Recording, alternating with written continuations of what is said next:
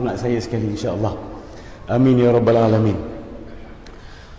Pertama-tama sekali kita memuja dan memuji Allah Subhanahu wa taala dengan segenap puja-pujian yang selayaknya bagi Allah. Termohon kepada Allah untuk menyampaikan salam dan selawat kepada baginda Rasulullah sallallahu alaihi wasallam, pada ahli keluarga baginda Rasul sallallahu alaihi wasallam, para sahabat baginda Rasul sallallahu alaihi wasallam, para tabi'in, tabi'in, para ulama, awliya, syuhada, salihin, dan sekalian mereka yang mengikut jejak langkah baginda Rasulullah sallallahu alaihi wasallam hinggalah ke akhir zaman. Assalamualaikum warahmatullahi taala wabarakatuh. Alhamdulillah, Allah Subhanahu wa taala telah mengaturkan pertemuan kita pada pagi ini. Jadual kuliah saya yang asalnya adalah pada minggu kedua dan minggu keempat setiap bulan, saya minta dicantumkan jadi satu sesi, iaitu setiap hari Sabtu pada minggu yang minggu yang ketiga hari ini. Minggu yang ketiga. Betul? Sebab saya sudah berpindah ke Kuala Lumpur. Jadi saya tak boleh back and forth selalu. Jadi saya minta tukar ke hari ini, insya-Allah. Bagi yang pertama kali menghadiri sesi akidah ini, sebenarnya kita dah mula. Kita dah habis, dah selesai beberapa bab. InsyaAllah pagi ini kita akan teruskan, InsyaAllah, ya. Saya punya format, saya buka kepada soalan. Kalau sesiapa ada apa-apa soalan di tengah-tengah penyampaian saya, dipersilakan. Bismillah, ya. Hadirin hadirat sekalian, antara perkara yang semakin hari semakin hilang daripada kehidupan umat Islam hari ini adalah apa yang kita panggil sebagai makna, meaning, makna. Kalau kita lihat orang-orang yang sudah tidak ada semangat untuk meneruskan kehidupan, kalau kita lihat kepada orang-orang yang sudah lemah semangat, orang-orang yang nak bunuh diri, semuanya akan cakap benda sama. Dia akan kata bahawa hidupnya sudah tidak ada maknanya lagi. Tapi soalan pertama saya pada pagi ini, soalan pertama, ada banyak soalan lepas ni. Soalan pertama saya, apakah makna? Kita sebut perkataan makna. Apa makna sebenarnya? Pelik ya? Kita tanya apa makna itu, apa makna ini, tetapi makna kadang-kadang kita terlupa nak tanya. Kita buka hadis Rasulullah sallallahu alaihi wasallam, kita jumpa satu kata-kata Nabi Muhammad sallallahu alaihi wasallam. Nabi kata, min husni islamil mar'i tarkuhu ma la ya'nihi. Salah satu bukti baiknya Islam seseorang itu adalah dia meninggalkan apa sahaja yang tidak ada kaitan dengannya.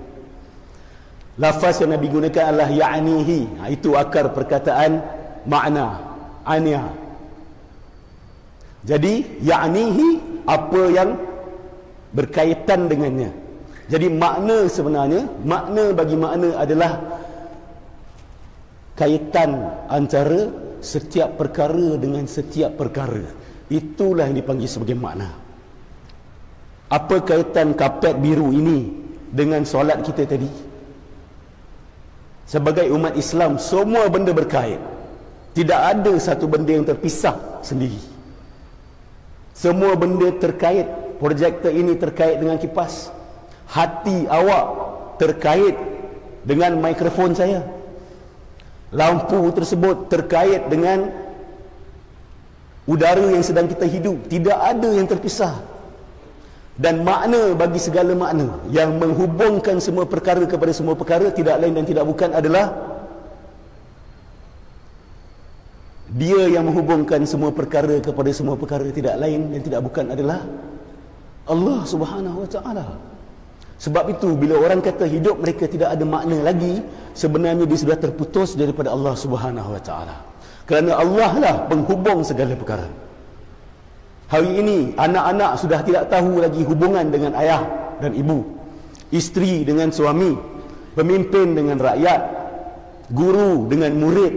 Sudah putus hubungan sebab tidak faham kaitan. Dulu bila murid pergi ke sekolah ada hormat kepada guru-guru. Sekarang sudah banyak komplain daripada para guru di mana murid-murid tidak lagi menghormati.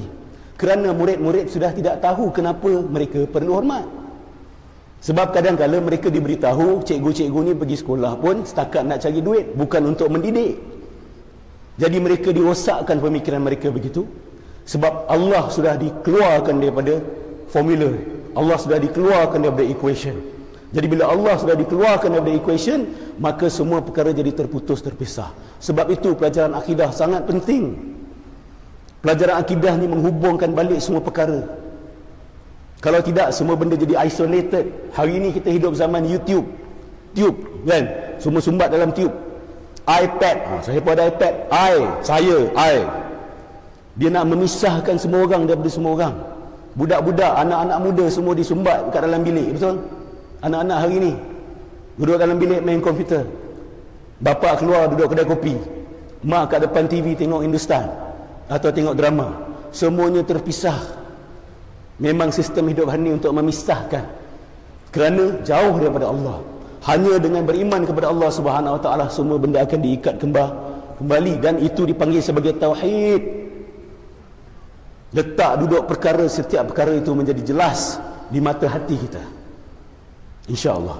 Baik, bagi sesiapa yang ingat, kita buat ulang kaji sedikit. Sesi yang lepas saya bercerita berkenaan dengan sumber ilmu. Pelik kadang-kadang kita buka kitab-kitab akidah ulama kita ni, dia tak terus masuk pasal Allah. Dia mempersiapkan kita sebelum kita kenal Allah. Sebab kalau kita silap, kita akan silap kenal Allah. Dan bila sebut kita itu apa? Sumber ilmu kita. Daripada mana manusia dapat ilmu? Macam mana manusia mengetahui sesuatu perkara? Maka dikatakan bahawa, contoh Imam An-Nasafi dan juga Imam Sanusi dalam kitab-kitab mereka merumuskan bahawa sumber ilmu manusia ada 3. Yang pertama sekali adalah panca indera kita. Sekarang saya tahu, awak tahu saya berada di depan awak sebab awak menggunakan mata awak, dan awak tahu ceramah sedang berlaku sebab awak mendengar. Itu panca indera paling asas sekali. Kemudiannya ilmu yang datang daripada akal manusia, yang datang daripada akal kita berfikir, dia menghasilkan ilmu baru. Nombor 3, apa yang disebut sebagai al-khabar as-sadiq, ataupun berita yang benar, ataupun al-khabaru, ataupun khabarus sadiqi. Tadi sifah mausuf, al-khabar as-sadiq. Yang kedua adalah khabarus sadiq, berita orang yang jujur. Ni dua ni dikatakan satu. Jadi ini 3 sumber ilmu manusia. Kenapa para ulama kita bermula berbicara tentang perkara ini? Kerana nak bersihkan si yang nak cari tahu sebelum masuk dalam pengetahuan. Kita periksa pengukur dulu sebelum kita nak ukur. Betul? Sebelum kita nak mengukur sesuatu, kita kena ukur pengukur dulu. Sebab kalau kita tengah tak waras, kita tak boleh ukur. Kalau akal kita ada masalah, kita tak boleh ukur. Kalau panca indera kita ada masalah, ukuran kita salah, pengetahuan kita juga salah. Betul ya? Kemudiannya kita juga nak kena mengukur alat yang kita guna untuk mengukur. Bukan setakat pengukur, tetapi alat yang kita guna untuk mengukur. Sebab itu para ulama kita bermula berbicara tentang pengukur dan juga alat yang digunakan untuk mengukur. Baru mereka masuk berbicara tentang Allah Subhanahu wa Ta'ala. Ada soalan sejauh ni? InsyaAllah ya. Baik. Tentang panca indera, saya rasa itu mudah untuk kita faham. Saya nak cerita pada pagi ini tentang khabar sadiq dan juga akal. Ya. Khabar sadiq ataupun al-khabar as-sadiq terbagi kepada 2. Ini adalah sumber ilmu yang kita boleh percaya. Ada 2. Yang satu dipanggil sebagai al-khabar al-mutawatir. Al-khabar al-mutawatir. Ilmu jenis ini kalau sampai kepada kita, susah untuk kita tolak. Apa maksud khabar mutawatir? Al-khabar al-mutawatir bermaksud satu bentuk fakta ataupun ilmu yang kita dengar daripada manusia, tetapi akal kita mengatakan mustahil mereka bersekongkol untuk menipu kita. Saya jelaskan sedikit. Contoh, kita semua tahu ada wujudnya negara yang bernama Jepun. Tapi saya tak rasa semua pernah pergi Jepun dekat sini. Ada sesiapa pernah pergi Jepun? Tidak ada langsung tetapi kita semua percaya adanya sebuah tempat, sebuah negara bernama Jepun. Jadi itu adalah satu fakta yang kita tahu daripada manusia lain, bukan daripada Rasulullah, bukan daripada wahyu, tetapi daripada manusia. Dan fakta tersebut mustahil adalah satu penipuan. Sebab mustahil orang Malaysia cakap benda sama, orang Indonesia cakap benda sama, orang Amerika kata Jepun wujud, orang Afrika kata Jepun wujud. Mustahil mereka bersekongkol bersama untuk menipu. Tidak masuk akal. Itu dipanggil al-khabar al-mutawatir. Bagi sesiapa yang minat ilmu hadis, itu dikira sebagai taraf hadis sahih yang tertinggi sekali. As-sahih bitawatur, hadis sahih yang datang melalui jalan mutawatir. Maksud dia apa? Yang dengar daripada Rasulullah ramai, mereka sampaikan kepada ramai, ramai kepada ramai, ramai kepada ramai. Khabar mutawatir ataupun hadis mutawatir dianggap sebagai yang paling autentik sekali, yang paling sahih sekali. Sebab nak tersilap dalam hadis mutawatir ni susah. Kata sekarang ni mutawatir ni, saya bercakap hampir ada dalam mungkin 100 orang, 120 orang hari ni ataupun lebih. Kemudian awak balik, awak sampaikan kepada keluarga masing-masing. Kemudian keluarga masing-masing, bila mereka besar, anak-anak bila besar, dia cerita kepada awak. Itu dipanggil khabar yang mutawatir. Contohlah, hari ni Ustaz Noh, suara dia serak-serak. Itu adalah satu fakta, betul? Awak sampaikan kepada keluarga. Sampaikan. Khabar seperti itu mustahil untuk silap. Susah. Betul? Sebab ramai sangat orang. Mustahil awak semua ramai-ramai, mari jom kita buat cerita tipu pasal Ustaz Noh. Tak ada. Mustahil. Mesti ada yang tak setuju. Tapi kalau khabar ini saya sampaikan hanya kepada 1-2 orang, kemungkinan mereka untuk bersekongkol menipu itu sangat tinggi. Jadi sebab itu, hadis yang diriwayatkan oleh satu orang kepada satu orang kepada satu orang, itu jauh lebih lemah daripada hadis yang didengari oleh ramai sahabat kepada ramai sahabat kepada ramai sahabat. Contoh hadis mutawatir adalah hadis tentang solat. Kan? Rasulullah sebut, sallu kama ra'aitumuni usalli. Solatlah kamu seperti mana kamu melihat aku solat. Dan kita belajar solat kita asal-asalnya, ulama dulu belajar solat zaman para sahabat, zaman para tabi'in. Mereka tak belajar solat daripada kitab. Mereka belajar solat kerana mereka melihat Rasulullah solat. Para tabi'in solat kerana mereka melihat sahabat solat.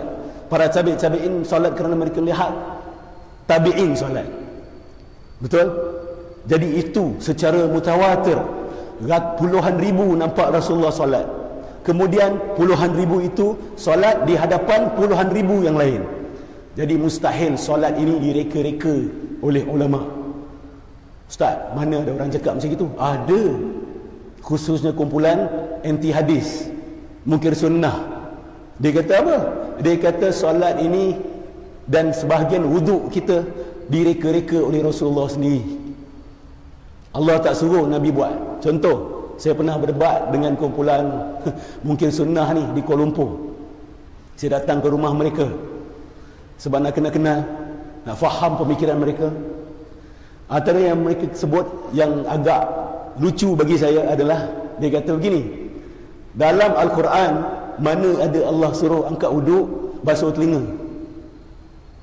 Mana datang orang kita basuh telinga? Itu Muhammad yang reka-reka, dia kata. Dan kamu ikut-ikut dia, Syafi'i ikut-ikut dia, Malik ikut-ikut dia. Dia tak sebut imam lah, dia sebut nama terus, sebabkan kawan-kawan dia saja. Jiran dia saja tu, Syafi'i, Malik, Hanafi, Abu Hanifah, Ahmad ibn Hanbal. Dia kata basuh telinga itu tak ada dalam Quran. Setuju tak?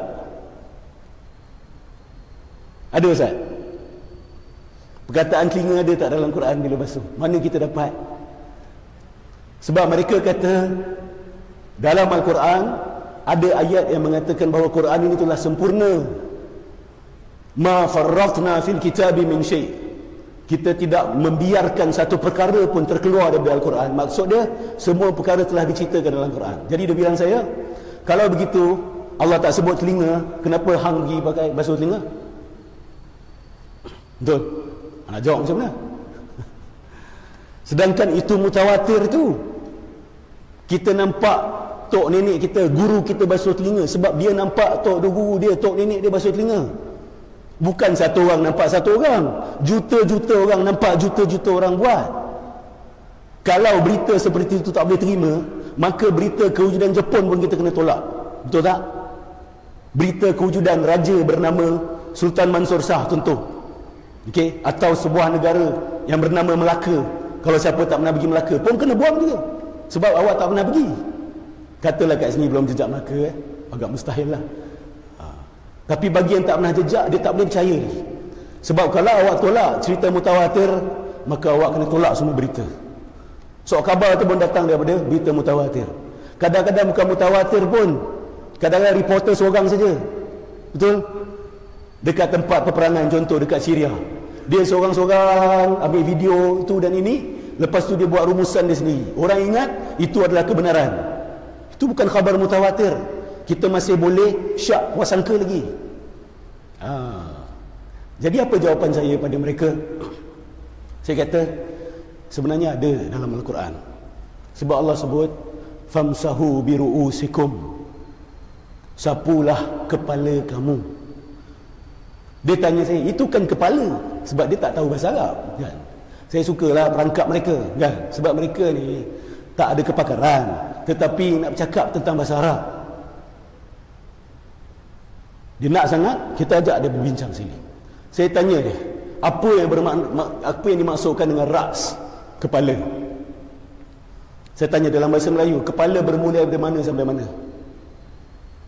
Apa beza kepala dengan wajah?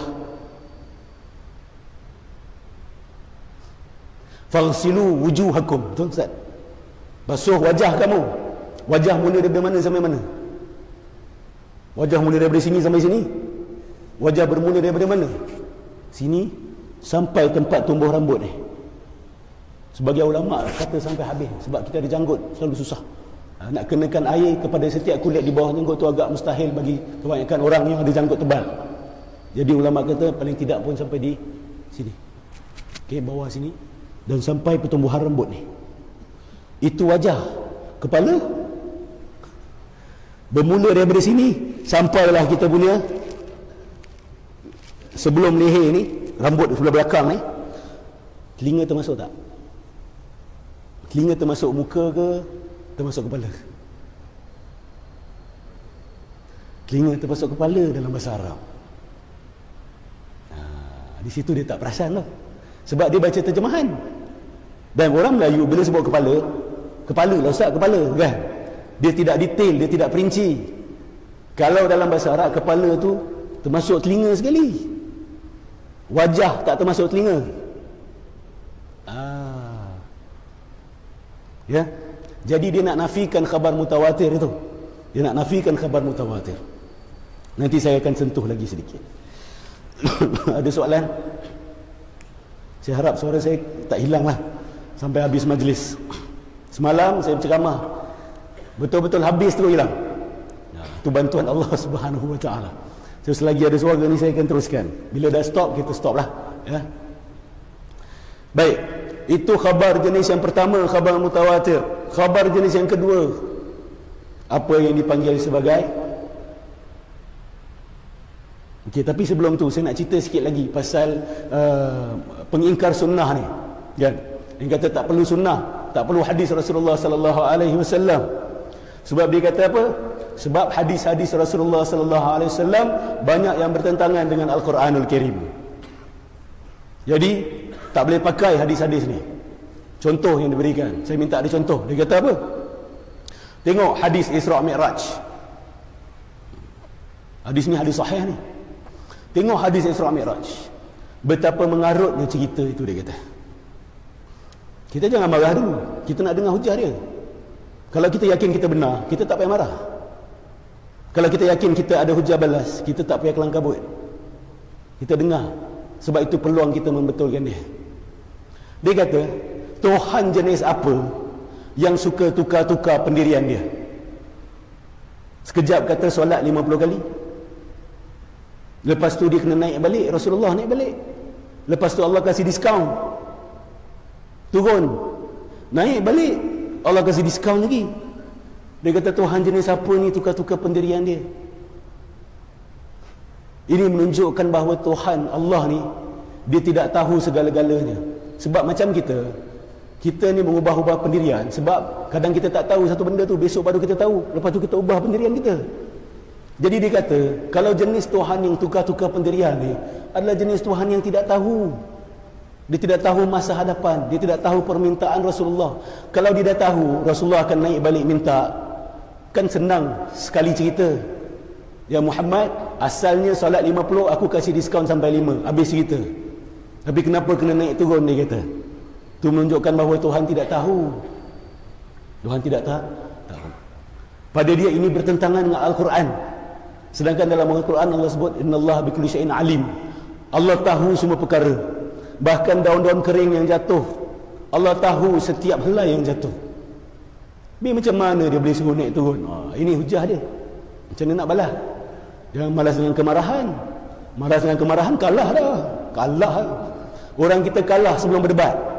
Pertama sekali tak boleh kawal emosi. Ini baru orang Islam dengan orang Islam ni. Belum lagi orang Islam dengan orang Kristian. Belum lagi orang Islam dengan etis. Sekarang ni dah keluar banyak kumpulan-kumpulan ex-Muslims. Di Malaysia dah ada kumpulan ini. Di Singapura sudah ada. Di Amerika sudah banyak. Ex-Muslims. Mereka mengaku sebagai orang-orang yang dulunya Islam, hari ini bukan lagi Islam. Dan mereka sedang menyebarkan sayap mereka. Dan mereka sedang menyeru sesiapa yang nak tinggalkan Islam, mari datang jumpa kami. Kami akan kasih sokongan moral. Secara terbuka. Sebab apa? Sebab bila mereka tanyakan soalan-soalan seperti itu kepada ibu bapa mereka, tok nenek mereka, orang-orang yang pergi masjid, reaksi pertama adalah marah. Reaksi yang pertama adalah apa merepek tanya soalan macam ni. Jadi mereka shut off. Mereka cari jawapan di tempat lain. Adalah satu jenayah bagi umat Islam, khususnya seorang ayah kepada anak-anak, seorang ibu kepada anak-anak. Jika anak-anak memiliki keraguan terhadap agama, adalah satu jenayah. Jika ibu bapa kalau tak dapat jelaskan, cari orang yang boleh jelaskan, ataupun cari jawapan dan kongsi dengan anak. Perkara terakhir yang kita perlu buat adalah untuk terus menafikan keperluan soalan itu. Just to dismiss the question. Itu adalah jenayah besar. Sebab bila kita buat benda seperti itu, hari ini, kalau 30 tahun, 40 tahun, 50 tahun lepas, mungkin tak ada masalah. Hari ini, dia akan membawa masalah lebih besar. Bigger problems will come. Ya. Jadi macam mana kita nak jawab ni? Jangan marah dulu. Sebab dia mungkin ikhlas nak tahu. Dia diajar begitu. Saya kalau marah dulu habis cerita. Saya balik dia pun selesailah majlis. Kita kena kawal emosi dulu. Kemudian datangkan jawapan. Kita kena tenang. Saya tanya dia, di manakah pertentangan itu? Dia kata, Quran kata Allah tahu semua perkara. Tapi hadis ini Tuhan tukar-tukar pendirian, menunjukkan bahawa dia tidak tahu semua perkara. Saya kata begini, awak pernah jadi ayah? Pernah. Bila jadi ayah, kadang-kadang kita cakap apa dengan anak kita? Kalau pas periksa, bapak kasih RM50. Oh, tak best lah bapak. Okay. Atau mungkin bila pas periksa, katalah kita kasih RM200. Lepas tu kita tengok anak kita sengaja nak uji dia. Sebab dalam minda kita asal-asal kita nak kasih dia RM1,000, katalah ya. Dalam minda memang dah letak RM1,000 lah. Tapi kita nak uji dia. Kita nak uji dia. Dia kata bapak kasih RM200. Lepas tu besok kita datang kat dia kata tak apalah, bapak naikkan RM300. Jadi semangat tak dia? Semangat tak? RM300. Besoknya kita naikkan lagi RM400. Lusa kita naikkan lagi sampailah RM1,000. Adakah itu bermakna kita menukar pendirian kita? Sebab daripada asal kita memang nak kasih RM1,000 dah, dalam minda dah set dah nak kasih RM1,000. Tetapi setakat nak naikkan semangat dia. Adakah itu menunjukkan bahawa saya tukar-tukar pendirian saya kalau saya kata begitu pada anak saya? Tidak. Jadi bila tukar keputusan, tidak bermakna menukar pendirian. Setuju ya? Sebab hidup ni ujian. Allah nak tunjuk kasih sayang dia kepada kita. Sampai Rasulullah rasa malu nak naik buat kali ketiga. Sebab Allah ni, ya Allah, betapa pengasihnya Allah. Aku ni malu. Takkan nak sembahyang 5 waktu satu hari pun tak boleh. Nak minta diskaun lagi tak sampai hati. Jadi Allah nak tunjukkan kasih sayang ni, bahawa dia sudah permudahkan urusan. Bukan pasal Allah tidak tahu. Saya kasih contoh satu lagi. Kita buka Al-Quran, satu ayat, kalau tak silap saya surah Taha. Nabi Musa ketika dia nampak api, betul, di tengah padang pasir, dia datang ke api tersebut. Dia pegang apa? Dia pegang tongkat. Tongkat dia tu buat apa? Untuk gembala kambing dia. Apa Allah tanya dia? Ma fi yaminika ya Musa, betul? Wahai Musa, apa yang ada dekat tangan kau tu? Kalau ikut bahasa literal, zahir, ustaz, takkan Allah tak tahu? Allah boleh tanya tongkat apa? Tunjukkan Allah jahil lah tu, ustaz. Allah tanya Nabi Musa, ma fi yaminika ya Musa, apakah yang ada dekat tangan kanan kamu itu Musa? Nabi Musa jawab, ini tongkat yang aku guna untuk gembala kambing. Kemudian apa Allah kata? Sekarang ni tengok balik. Nabi Musa tengok balik, jadi apa? Jadi ular. Adakah itu soalan orang yang jahil? Adakah itu soalan orang yang tidak tahu? Bukan. Itu sebabnya apa? Allah nak suruh Nabi Musa tengok itu tongkat. Betul tak tongkat? Tongkat yang kamu gunakan hari-hari, betul? Tengok apa aku boleh tukar dia. Aku tukar dia jadi ular. Bukan soalan apa benda tu kat tangan awak tu. Bukan macam itu. Jadi bila baca terjemahan, itulah kesesatan berlaku. Bila tak belajar tafsir. Sebab soalan tu boleh dalam bentuk-bentuk yang berbeza. Kan? Soalan, ada soalan yang jujur, ada soalan setakat nak uji, ada soalan sindir, betul? Jadi begitu. Kita bila nak berhujah, kita kena tenang, tak boleh marah-marah dulu. Wallahu a'lam. Baik. Kemudiannya, khabar yang kedua. Ini saya tunjuk sikit.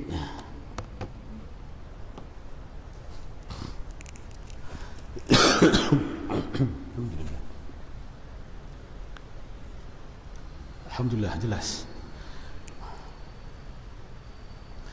Khabar yang kita boleh berpegang padanya, jenis yang kedua adalah apa yang disebut sebagai berita yang datang daripada seorang rasul atau seorang nabi yang disokong oleh mukjizat, atau kita boleh kata khabar rasul yang disokong oleh mukjizat. Bila kita sebut mukjizat, apa makna mukjizat? Saya tulis terjemahan sikit dekat sini. Mukjizat adalah kejadian ataupun perkara yang mencari adat bagi menyokong dakwaan kenabian dan mengalahkan sekalian pencabarnya. Itu dipanggil sebagai mukjizat.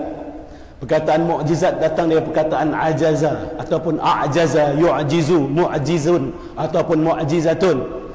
Dia mengalahkan pencabar. Maksudnya apa? Umat Islam, salah satu bukti kebenaran agama kita ini adalah kemenangan, victory. Kalau kita tidak menang, tak boleh. Sebab Allah kata liyuzhirahu 'ala dini kullih. Agama Islam ni Allah utuskan supaya dia dapat mengalahkan segala cara hidup, falsafah hidup, aliran-aliran hidup, aliran-aliran pemikiran yang lain-lain. Jadi mukjizat adalah dia mengalahkan sekalian pesaing-pesaingnya. Tapi sebelum tu saya nak cerita apa yang dimaksudkan dengan mencari adat. Ini lafaz penting terjemahan ulama lama kita. Dia adalah terjemahan bagi bahasa Arab. Amrun khariqun lil 'adah. Khariqun lil 'adah itu bila diterjemahkan ke dalam bahasa Melayu, mencari adat. Adat yang dimaksudkan di sini apa? Ibu-ibu ayah sekalian, bukan adat resam, pakai samping, makan ketupat. Bukan. Adat yang dimaksudkan di sini adalah undang-undang alam, atau kita kata sebagai natural laws. Saya kalau campak penutup cawan ini, dia pasti akan jatuh ke bawah. Buatlah setiap hari, awak akan dapati dia jatuh ke bawah. Jadi adat alam ini apabila sesuatu yang mempunyai mass ni dipanggil apa bahasa Melayu? Kepaduan isi padu. Sesuatu yang ada isi padu, bila dilontarkan dia pasti akan tertarik ke arah bumi. Gravity itu dipanggil adat alam ini. Alam ini ada adat dia. Apa makna adat? Satu perkara yang berlaku berulang-ulang. Itu dipanggil adat. Betul tak? Kita panggil makan ketupat adat Melayu sebab apa? Setiap raya mesti makan ketupat berulang-ulang. Jadi alam ini juga ada adatnya. Fotosintesis pokok juga adalah adat alam ini. Jadi bila disebut perkara ataupun kejadian yang mencari adat, dia hentikan adat itu sekejap. Contoh, api kalau kena manusia terbakar tak? Terbakar. Tapi api kena Nabi Ibrahim terbakar? Tidak. Itu dipanggil mencari adat. Dia mencari adat itu. Adat alam ini dihentikan sekejap, suspended. Sebab Allah pencipta adat alam ini, dia boleh pause bila dia nak pause. Jadi itu dipanggil mukjizat. Amrun khariqun lil adah, satu perkara yang mencari adat bagi menyokong dakwaan kenabian dan mengalahkan sekalian pencabarnya. Jadi bila seorang nabi dan rasul datang dengan mukjizat, maka berita yang dia bawa itu dianggap sama level dengan berita tahunya kita tentang kewujudan Jepun. Apabila kita dengar bahawa berita ini datang daripada seorang nabi, seorang rasul yang disokong dengan mukjizat, maka taraf berita itu sama tingginya dengan taraf berita yang mengatakan bahawa adanya sebuah negara yang bernama Jepun. Jadi inilah yang dipanggil sebagai sumber ilmu al-khabar as-sadiq ataupun khabarus sadiq. Boleh ya pagi-pagi ni kan, dah kena falsafah berat ni kan. Kadang-kadang kita jarang berfikir isu-isu seperti ini, tapi dia ada kesan kepada jiwa kita sebenarnya. Dia menambah makna dalam kehidupan kita. Ini bukan setakat intellectual exercise, bukan. Tetapi intellectual exercise kita ini adalah untuk menambah kekuatan kerohanian kita. Sebab rohani tak boleh kuat kalau akal tidak kuat. Sebab roh, hati dengan akal itu bukan dua perkara yang berbeza. Dalam pandangan Imam Ghazali, mereka adalah dua perkara yang sama. Akal sebenarnya dalam pandangan Imam Fakhruddin Ar-Razi pula, akal adalah kata kerja kepada hati. Akala adalah kata kerja kepada hati. Subhanallah. Seperti mana penampar adalah kata kerja bagi tangan, akala adalah kata kerja bagi qalb, hati. Jadi jangan pisah-pisahkan antara akal dengan hati. Ini adalah satu perkara yang saya suka nak ulang banyak kali. Orang kita suka pisahkan akal dengan hati. Tak apa ustaz, yang penting hati bersih, bodoh tak apa. Ataupun tak guna ustaz, pandai-pandai pun tapi hati kotor. Orang yang hatinya kotor akan jadi orang yang bijaksana. Minta maaf terbalik, orang yang hatinya bersih akan menjadi orang yang bijaksana. Dan orang yang memang bijak akan bersih hatinya. Mustahil orang yang bijaksana hati kotor. Mustahil orang yang hatinya kotor bijaksana. Ya, jadi jangan pisah-pisahkan benda ni. Masyarakat Islam kita, Melayu Islam kita sudah terlalu lama suka menghentam akal. Tak tahu kenapa. Sedangkan dalam Quran tak ada satu ayat pun Allah menghentam akal. Kalau tanya saya, ini betul satu bid'ah yang besar. Suka menghina akal. Tak habis-habis kata apa? Oh, akal ni ada had dia ustaz. Akal ni kalau fikir macam-macam boleh jadi gila ustaz. Kalau fikir banyak-banyak boleh sesat ustaz. Itu adalah kata-kata kita. Allah tak kata macam itu. Allah suruh manusia gunakan akal. Banyak dalam Al-Quran Allah suruh afala ta'qilun, afala tatafakkarun. Allah suruh kita tengok langit, Allah suruh kita tengok binatang, Allah suruh tengok tumbuhan, Allah suruh kita berfikir supaya kita kenal Allah Subhanahu wa taala. Yang tidak diizinkan adalah berfikir tentang zat Allah. Tafakkaru fi ala'illahi wa la tafakkaru fi zatillah, ataupun la tafakkaru fillah. Berfikirlah tentang tanda-tanda Allah, makhluk Allah, ciptaan Allah, tapi janganlah kamu berfikir tentang Allah. Maksud dia apa? Jangan fikir tentang zat Allah itu sendiri. Itu yang kita tidak diizinkan. Tetapi kita diizinkan untuk faham kenapa Allah suruh solat, kenapa babi haram, kenapa manusia disuruh bernikah, kenapa Allah cipta alam begini, apa erti kebenaran. Buat benda ni pahala. Saya buka kitab Imam Ghazali apabila bercerita tentang isu fikir. Apa dia kata? Dia kata makam fikir itu lebih tinggi daripada makam zikir. Imam Ghazali ni. Makam fikir lebih tinggi daripada makam zikir. Sebab dalam setiap fikir ada zikir, tapi tidak dalam setiap zikir ada fikir. Fikir itu merangkum zikir sekali. Tapi orang kita lebih suka kepada zikir sebab zikir mudah, fikir susah. Setuju? Cuba duduk depan pokok. Dan balik ni duduk depan pokok. Fikir tentang akarnya, rantingnya, colornya, desain pokok tersebut. Betapa hebatnya Allah Subhanahu Wa Taala. Itu fikir tu. Lagi mudah untuk kita duduk dekat rumah, la ilaha illallah, la ilaha illallah, la ilaha illallah. Betul? 1000 la ilaha illallah yang tidak bersama dengan kehadiran hati dan kefahaman tidak sama nilainya dengan 1 la ilaha illallah yang dihadiri dengan ilmu, kefahaman dan fikiran. Ini bukan saya kata kalau tak setuju dengan saya tak ada masalah. Tapi Imam Ghazali kata tak percaya, buka bab fikir dalam kitab Ihya Ulumuddin. Fikir itu makamnya lebih tinggi daripada zikir.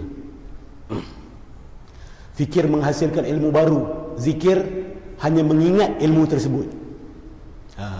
So fikir is production of knowledge, tapi zikir retrieval of that knowledge. Awak keluarkan balik ilmu tersebut. Orang kita suka ambil tapi tak nak produce. Dalam setiap bidang sama kan? Bahkan dalam ekonomi pun begitu juga. Kita tak nak produce, kita hanya ambil. Dalam beribadah juga kita buat benda sama tanpa kita perasan. Kita hanya retrieve. Kita hanya nak keluarkan balik maklumat. Tapi masalahnya bila tak ada fikir, nak keluarkan maklumat apa? Nanti saya ceritalah dengan lebih lanjut insya-Allah. Pukul berapa saya kena akhiri ni? 7.30 baik insya-Allah. Baik. Bila disebut hukum adat, okey, minta maaf, bila disebut adat, perkataan adat ini bila dalam bab akidah dia adalah berkaitan dengan adat alam ini. Dan dalam ilmu akidah ada 3 jenis hukum. Pernah dengar Kalau dalam bab fiqah kita tahu ada satu jenis hukum yang terbagi 5, iaitu dipanggil hukum syariat. Hukum syariat terbagi 5. Yang pertama sekali wajib, betul? Lepas tu sunnah, lepas tu mubah, lepas tu makruh, lepas tu haram. Ini di bawah dipanggil hukum syarak ataupun hukum syariat. Ada juga ini dipanggil sebagai hukum akal. Dalam ilmu akidah kita belajar. Ada yang dipanggil sebagai hukum adat. Sekali lagi saya ulang, adat bukan adat resam manusia, tapi adat alam ini yang Allah jadikan. Baik, bila kita lihat tentang hukum syarak, semua dah tahu. Nak belajar pasal hukum syarak dalam bab fiqah. Bila kita sebut tentang hukum akal, dalam bab akidah kita akan banyak gunakan hukum akal. Bagi orang yang tak suka guna akal, masalah. Sebab tu banyak orang kita tak suka bab akidah, dia suka bab fiqah. Betul tak? Sebab fiqah clear cut. Hukum dia apa ustaz? Haram. Okey, boleh balik. Hukum dia apa ustaz? Wajib. Okey, dia tak nak fikir dah. Betul? Tapi dalam bab akidah ini tak boleh tak bergerak. Sebab itu akidah ilmu asas agama kita. Akidah mengajar kita berfikir. Baru kita masuk fiqah, baru kita masuk yang lain-lain. Usuluddin, sebab itu dipanggil usuluddin, akar agama kita, akidah, ya, insya-Allah. Baik, hukum akal terbagi 3. Awak akan gunakan 3 hukum ni dalam kita sambil beransur-ansur untuk pergi lebih dalam. 3 hukum ni jangan lupa. Hukum wajib, hukum mustahil dan hukum boleh. Orang dulu mereka terjemahkan sebagai harus. Tapi orang sekarang kalau kata harus, dia salah faham. Sebab bahasa Melayu moden, maksud harus apa? Mesti. Dia hampir dengan wajib. Setuju ya? Tapi asal maksud dia adalah boleh sebenarnya. Macam perkataan mubah. Kan? Di antara haram dan makruh, wajib dan sunnah, kat tengah-tengah tu ada mubah. Kita suka terjemah sebagai harus. Betul, ikut bahasa lama. Tapi hari ini kalau terjemah harus, orang salah faham. Kalau baca surat khabar, awak orang ini harus pergi menyerah diri, contoh. Harus tu mesti. Bukan boleh anda nak pergi tak nak pergi tak apa, tak boleh. Jadi harus rapat dengan mesti. Jadi saya tukar sikit. Saya kata jangan letak harus, kita letak boleh. Jadi hukum akal ada 3. Pertama sekali, hukum wajib, hukum mustahil, hukum boleh. Contoh hukum wajib. Wajib ni apa maksud dia? Dia tak boleh tak ada. Bagi akal manusia, benda tu tak boleh tak ada. Contoh, adanya Tuhan bagi alam ini. Akal kita mengatakan kepada kita, mustahil tak ada Tuhan pada alam ini. Itu wajib, mesti ada. 1 campur 1 2. Wajib tak? Wajib. Tak pernah dengar Ustaz. Saya ingat wajib semayang je Ustaz. Pergi haji je, bayar zakat je. Ini pun ada wajib. 1 campur 1, wajib jadi 2. Mengikut hukum akal yang Allah dah tetapkan. Apa lagi? Separuh sesuatu perkara itu lebih kecil daripada keseluruhannya. Betul tak? Separuh sesuatu perkara itu lebih kecil daripada keseluruhannya. Perlu fikir ke? Tak payahlah. Itu automatik lah. Kan? Sesuatu benda itu tak boleh ada dan tak ada dalam masa yang sama. Ini dipanggil hukum wajib. Tak boleh ada perbezaan pandangan lagi dah. Tak Ustaz, ada perbezaan. Saya pandang cara berbeza sikit. Pada saya satu benda tu boleh ada dan tak ada dalam masa yang sama. Contoh, mana ada? Boleh tak satu perkara itu diam dan bergerak dalam masa yang sama? Tak boleh. Ini dipanggil hukum mustahil. Tadi adanya Allah Subhanahu Wa Taala wajib. 1 campur 1 2 wajib. Sesuatu benda tak bergerak dan tak diam dalam masa yang sama, mustahil. Adanya cawan dekat depan awak ini wajib ke mustahil? Untuk ada cawan dekat depan awak ni wajib ke mustahil? Ini soalan perangkap lah. Dia tidak wajib, dia tidak mustahil, dia boleh. Betul? Wajib ke setiap kali awak masuk masjid mesti ada cawan kat atas meja ni? Tak wajib. Ustaz terlupa? Tak ada. Dia boleh. Boleh ada dan boleh tak ada. Contoh kewujudan awak, kewujudan saya. Allah boleh cipta saya, Allah boleh untuk tak cipta saya. Dia tidak wajib dan dia tidak mustahil. Jadi ini perbezaan hukum wajib, hukum mustahil dan hukum boleh. Kita akan guna ketiga-tiga hukum ni untuk memahami sifat-sifat Allah. Kenapa dikatakan Allah itu mukhalafatuhu lil hawadis, qiyamuhu bi nafsihi, wahdaniyah, qudrah, iradah. Sebab kita akan guna 3 hukum ni. Baik. Lagi sikit sebelum kita tutup. Kita dah habis cerita tentang apa yang disebut sebagai al-khabar as-sadiq, iaitu salah satu sumber ilmu. Manusia dapat ilmu daripada pemberitahuan. Pemberitahuan ada 2, khabar mutawatir dan wahyu daripada para nabi yang sampai kepada kita. Ini ada 2 sumber ilmu yang susah untuk kita sangkal, bahkan tak boleh kita sangkal. Sumber ilmu yang ketiga dipanggil akal.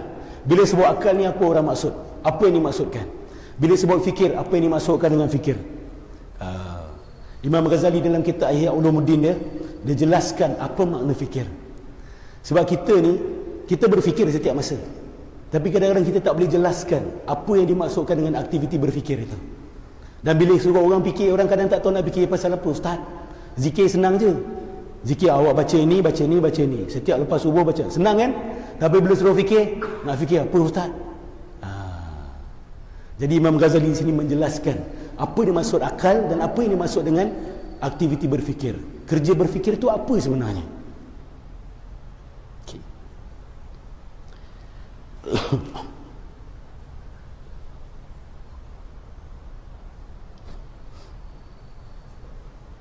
Baik. Ada sebahagian perkara kita tahu tanpa perlu berfikir dengan akal. Ada sebahagian perkara kita tahu dengan berfikir. Contoh perkara yang kita tahu tanpa berfikir. Saya ada kat depan awak. Betul? Awak tak payah fikir. Betul ke ustaz ni ada kat depan aku? Saya tak payah dah. Ataupun 2 itu lebih kecil daripada 3. Perlu fikir? 2 lebih kecil daripada 3. Tak payah dah. Ya. Itu semua orang tahu. Jenis yang kedua, perlu berfikir. Ini yang kita nak cakap. Perlu berfikir dengan akal. Apa yang dimaksud dengan fikir? Saya rumuskan senang saja. Imam Ghazali menakrifkan aktiviti berfikir sebagai ihdaru ma'rifataini fil qalbi liyastathmira minhuma ma'rifatan thalisatan. Berfikir adalah menghadirkan 2 ilmu ke dalam hati kita untuk menghasilkan ilmu yang ketiga. Menarik terjemahan dia. Yang saya suka sebab saya merahkan perkataan qalb. Menarik sebab Imam Ghazali tengah cerita tentang fikir, tapi dia guna qalbu, dia tak guna akal. Nampak tak? Jadi dia tak bezakan antara akal dengan qalb. Dia kata berfikir itu apa? Menghadirkan 2 ilmu ke dalam hati. Ke dalam hati. Untuk menghasilkan ilmu yang ketiga. Apa maksudnya? Kita tengok contoh ya. Nampak nombor 1 dengan nombor 2 saya tulis kat situ. Jadi nombor 1 tu ilmu 1, nombor 2 tu ilmu 2. Bila kita kahwinkan dia akan lahirkan anak dia yang nombor 3. Apakah ilmu yang pertama tu? Kesemua yang menghilangkan kewarasan itu haram. Kita tahu tak benda ni? Itu ilmu tak? Kita ada satu ilmu. Kemudian ilmu nombor 2, dadah menghilangkan kewarasan. Maka dadah adalah haram. Ustaz, semua orang tahu benda tu ustaz? Tak. Sebab zaman Nabi mana ada dadah? Macam mana ulama boleh merumuskan dadah? Kata heroin kan haram, morfin haram. Tak tahu morfin haram tak, saya tak pasti. Ada orang makan morfin ke untuk mabuk? Wallahu alam. Heroin adalah, betul? Syabu ke kan, pil kuda ke? Zaman Nabi mana ada benda ni? Jadi macam mana ulama mengatakan bahawa dia adalah haram? Sebab mereka melakukan proses berfikir. Mereka gunakan apa yang mereka dah tahu, 2 ilmu yang mereka tahu, untuk menghasilkan ilmu yang mereka asalnya tidak tahu, sekarang dah jadi tahu. Mereka tak tahu apa dulu? Mereka tak tahu sama ada morfin haram ke tidak haram. Tetapi kerana mereka ada ilmu yang pertama, iaitu kesemua yang menghilangkan kewarasan itu haram, dan nombor 2 adalah dadah menghilangkan kewarasan, maka dadah adalah haram. Ini very simple example lah. Nanti bila naik-naik tinggi sikit, dia ada berat sikit. Ini simple. Ini betul-betul macam mathematics. 1 campur 1 equal 2. Awak campur ilmu nombor 1 dengan ilmu nombor 2, dia menghasilkan nombor 3. Itulah yang dipanggil sebagai aktiviti berfikir. Setiap hari kita berfikir, itu yang berlaku sebenarnya dalam minda kita. Contoh lagi, kita tengok. Kebanyakan manusia malas berfikir. Betul tak? Tak percaya, buka suratul An'am ayat 116. Kebanyakan manusia malas nak fikir. Allah sebut apa? Wa in tuti' aktsara man fil ardi yudilluka an sabilillah in yattabi'una illa adh-dhann wa innahum illa yakhrusun. Ya Muhammad, kalau kamu mentaati kebanyakan manusia di atas muka bumi ini, kamu akan disesatkan oleh mereka daripada jalan Allah. Kenapa? Kerana kebanyakan manusia itu hanya mengikut sangka-sangkaan dan rasa-rasa sahaja. Mereka tidak berdasarkan ilmu. Keputusan yang mereka buat dalam kehidupan sehari-hari hanya setakat berdasar dengar-dengar, rasa-rasa, dia kata, tapi tidak ada kepastian dan tidak ada usaha untuk memastikan. Betul tak kalau saya kata kebanyakan manusia begitu? Bukan saya kata, minta maaf, Allah kata. Jadi bila kita sebut bahawa manusia rata-rata malas fikir, betul tak? Betul. Sebab berfikir ni bukan senang, susah sebenarnya. Sebab tu pahala dia besar. Sebab tu Imam Ghazali letak fikir makam lebih tinggi daripada zikir. Sebab dia susah untuk buat. Kebanyakan manusia malas berfikir. Ini kita tahu daripada Quran. Itu ilmu satu. Campur dengan ilmu dua, malas berfikir membawa kepada memilih jalan hidup yang tidak pasti benar salahnya. Betul? Orang yang malas fikir, pilihan-pilihan yang dia buat dalam hidup dia, semuanya dia tak pasti. Sama ada dia main ikut-ikut orang, ikut trend, atau main pilih secara sembrono. Ini orang yang malas berfikir. Maka rumusannya adalah kebanyakan manusia memilih jalan hidup yang tidak pasti benar salahnya. Kebanyakan manusia. Atas sebab itu, bila kita dengar cakap-cakap orang, kebanyakan kita tak boleh cepat-cepat percaya.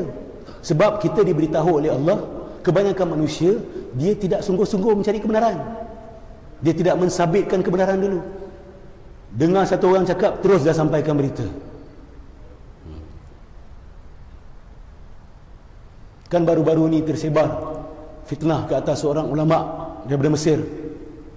Terjemahan dia dalam bahasa Inggeris, the scholar says that drinking liquor is not haram. Minum liquor tak haram. Lepas tu dia letak nama ulama daripada Al-Azhar University. Saya tak nak cakap pasal benda tu. Yang saya nak cakap bila orang komen lah, semua dah duk maki hamun ulama ni. Ulama Al-Azhar ni, ulama besar mazhab Imam Abu Hanifah ni. Apa orang awam cakap? Oh, ulama syaitan. Inilah akhir zaman. Ulama semua keluar kat bawah. Itu semua ular dalam semak. Yang dalam semak, bila keluar isu macam ni, dia keluar daripada semak. Yang tak tahu semayang ke tak semayang, akhlak tak tahu macam mana, siap kutuk. Oh, ulama kerajaan, ulama syaitan, ulama dajjal, ulama akhir zaman. Seko pun, minta maaf saya sebut, perkataan seko pun tak ada minta tanya, betul ke berita ni? Betul ke terjemahannya? Sebab asalnya dalam bahasa Arab. Ulama tu tak sebut pun liquor. Ini pandangan dalam mazhab Imam Abu Hanifah. Pada pandangan Imam Abu Hanifah, yang dipanggil sebagai haram dalam Al-Quran itu adalah perkara yang memabukkan. Yang tidak memabukkan tidak dimasukkan dalam khamar. Sebab Imam Abu Hanifah ada dalil-dalilnya, ada hadis-hadisnya. Jadi sebelum kita melompat, fahamkan dulu. Sebab dia menggunakan terminologi yang very technical. Dan ulama pecah kepala untuk faham benda ni. Ini tak tiba-tiba ular-ular ni keluar, ulama syaitan. Astaghfirullahalazim. Inilah sifat kebanyakan manusia. Setuju? Dia tak sabar. Itu hawa nafsu meluap-luap. Seronokkan sekarang ulama. Dia rasa diri baik. Kalau ulama ada jahat, saya jahat pun biasa-biasa. Start sebab ulama ada jahat. Tu nafsu tu. Sabarlah. Awak dipertanggungjawabkan atas apa yang awak sebut. Macam mana nak minta maaf dengan ulama tu? Ada nombor telefon, ada Facebook account dia, ada email dia nak minta maaf. Ni masalah sosial media, Facebook. Orang cakap suka hati dia tak verify. Kan isu yang berlaku di Syria pun sama juga. Dia main perasaan, mengikut agenda politik masing-masing. Dia tak guna ilmu, dia guna perasaan. Tunjuk gambar budak-budak kena bunuh. Orang kita ada pastikan ini gambar dekat mana dapat ni. Kadang-kadang dia ambil gambar daripada tempat lain. Ini berlaku banyak kali. Sebab sebahagian pihak nak collect derma, dia gunakan taktik kotor seperti ini. Dia buat orang marah, dia buat orang punya perasaan bergejolak dengan menunjukkan gambar budak kecil kena bom setengah badan dia. Tengok sedih kita. Nak keluar duit senang tak lepas tu? Senang. Tapi orang kita tak pastikan, betul ke ini gambar daripada Syria, ke gambar daripada Kashmir, Pakistan. Betul ke berlaku tahun ni, ke berlaku 10 tahun lepas dah settle pun isu tu. Jadi kita harus pastikan. Kita harus pastikan. Jadi betul tak Allah kata kebanyakan manusia malas berfikir. Jadi kita cantumkan ilmu nombor 1, ilmu nombor 2, kita tahu bahawa kebanyakan manusia memilih jalan hidup yang tidak pasti benar salahnya. Ini belum masuk lagi. Ya, ini hanya setakat saya akan selesaikan insya-Allah sebentar lagi. Cuma insya-Allah bulan depan kita akan sambung lagi ke bawah. Saya akan ceritakan tentang bukti-bukti kewujudan Allah Subhanahu Wa Taala dengan menggunakan proses berfikir seperti ini yang diajarkan oleh Imam Al-Ghazali. Sebenarnya bukan dia ajar kita berfikir, kita dah berfikir dah. Cuma dia jelaskan aktiviti berfikir itu mekanisme dia macam mana. Jadi kita boleh teratur sedikit. Wallahu alam, suara saya pun dah tak boleh lagi ni. Jadi saya mohon berhenti di sini. Sesiapa yang ada soalan boleh bertemu dengan saya lepas ni, kita boleh berbincang-bincang kalau ingin insya-Allah. Baik, kita tutup dengan tasbih kafarah dan surah Al-Asr. Bismillahirrahmanirrahim. Subhanakallahumma wa bihamdika asyhadu an la ilaha illa anta astaghfiruka wa atubu ilaik. Bismillahirrahmanirrahim. Wal 'asr innal insana lafi khusr illa alladhina amanu wa 'amilus salihat wa tawasaw bil haqq wa tawasaw bis sabr. Assalamualaikum warahmatullahi wabarakatuh.